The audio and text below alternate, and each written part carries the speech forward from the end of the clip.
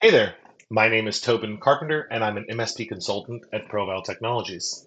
In this video, I'm going to share a feature that can prevent applications from running within the VSA. Within the agent module, you will find a function under protection called application blocker.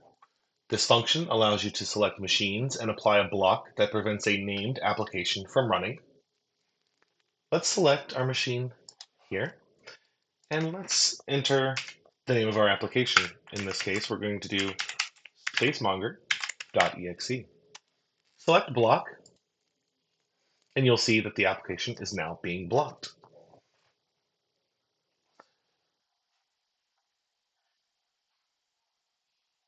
Within a few minutes, the block will be written to the Kaseya fw.ini file, which can be found in the appropriate Kaseya folder in Program Files 86.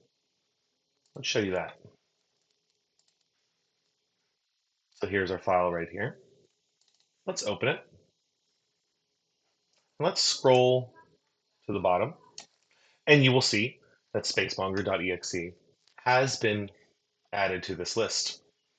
We'll close this, and let's attempt to run spacemonger.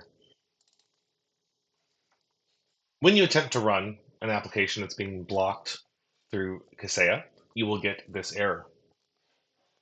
Select OK.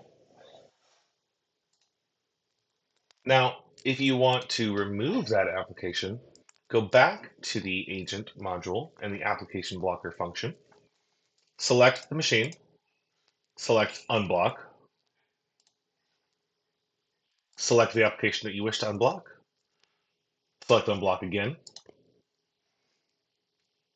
and within a minute or two, the application will be removed and you will be able to run that application on the machine.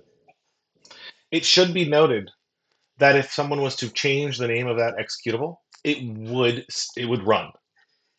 So if they were to change the name to spacemonger1.exe, but you're only blocking spacemonger.exe, it will run.